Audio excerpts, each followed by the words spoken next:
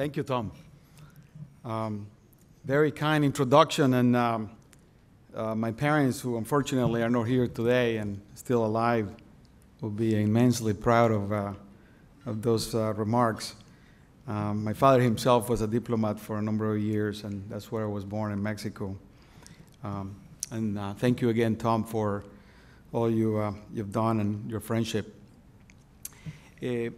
As Tom said, I'm a citizen of a few countries, but I feel extremely proud to be a citizen of the United States. It started that way because for 7 years they tried to kick me out.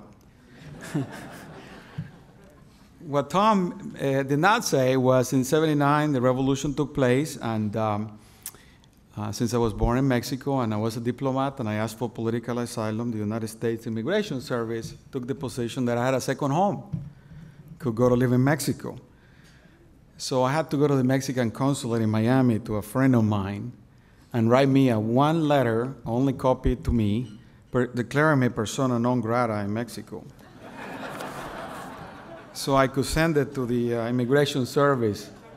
But it didn't work. For 7 years, they tried me to deport me. Fortunately, I was a student at the time, but then it came the tricky part that Morgan Stanley made me an offer, and I had to show my legal papers. So somehow it worked out, and that great firm gave me a lot of opportunities that I'm very proud of. I'd like to say, though, that in addition to being so pleased to be an American, I'm also equally proud to be a citizen of the free world. To be a citizen of the United States of the world.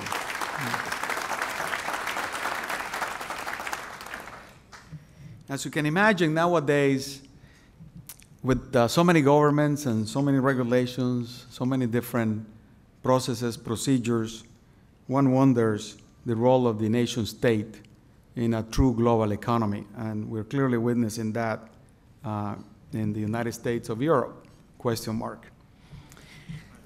So I would like to also thank the Foreign Policy Association, its board, its president, Noel Latif, for this honor and for the terrific work that they do.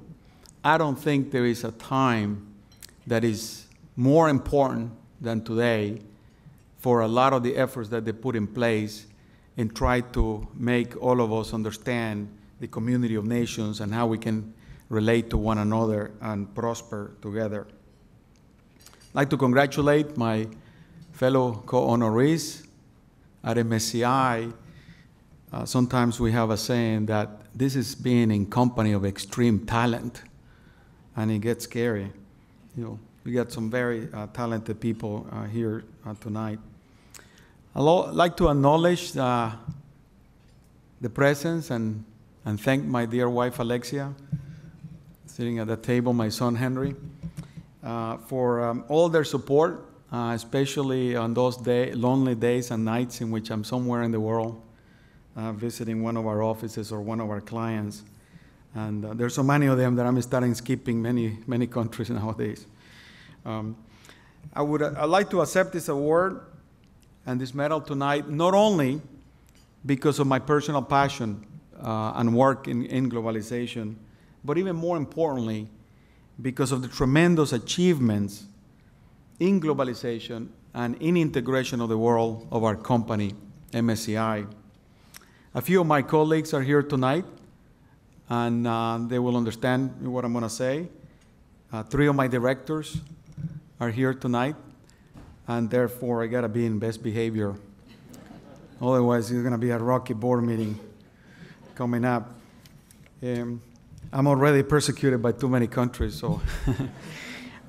MSCI is a story of building a fabled global company that unites investors, of the world, despite some of the limitations that exist in the nation states of our community of countries.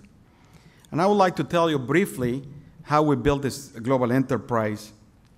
And Tom mentioned a few of the stats as to how we started and where we are today. Our global businesses are currently run from various places in the world, from London, Geneva, Berkeley, New York. We're immensely proud that those 2,500 people, of which about 1,500 of them are outside of the United States, are all local. We hire them in each country.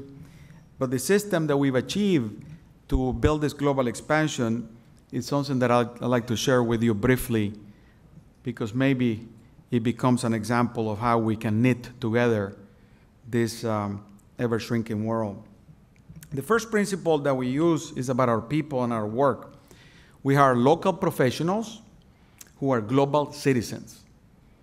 So people who are as comfortable in Seoul as in Sao Paulo, in Mumbai as in Montreal, in Boston as in Beijing.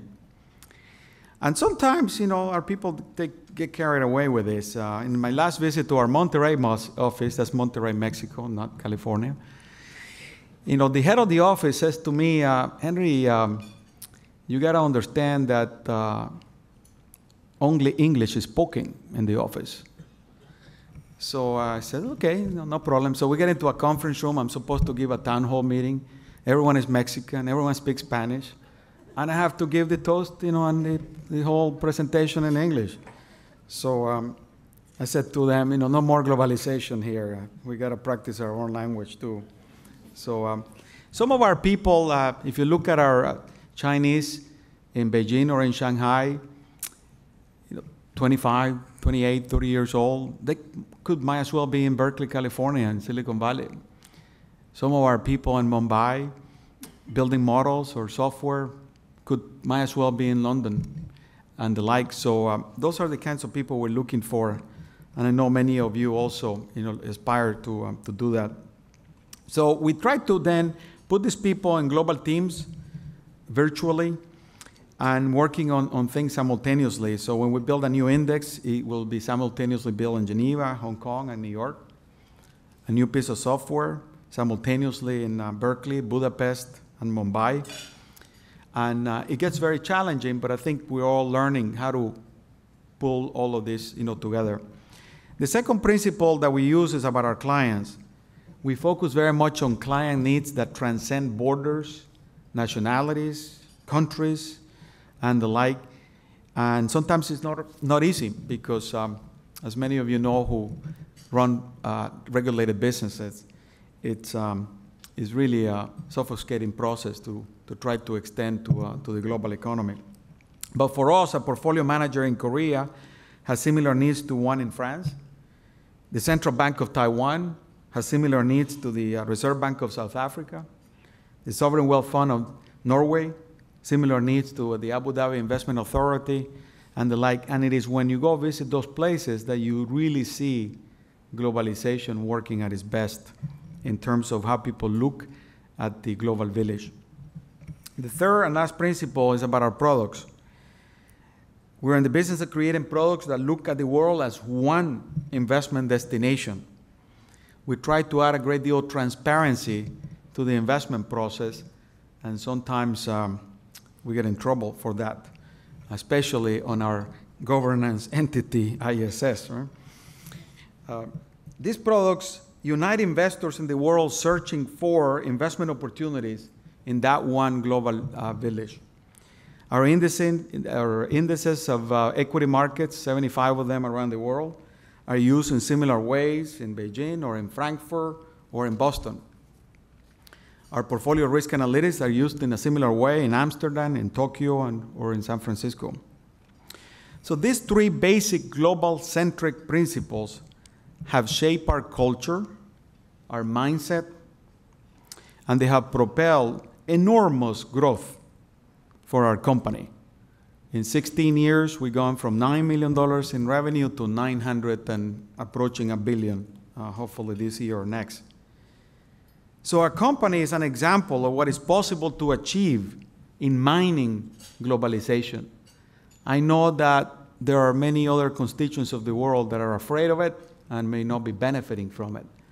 But in our case, I think it has helped forge a community of investors around the world with a common cause. Lastly, I'd like to end with saying that we tell the MSCI story over and over again in many forums in the hope of inspiring others to follow us by building the web of an interconnected and interdependent world. As a student of foreign policy at Georgetown, and as a diplomat myself, and as a believer in,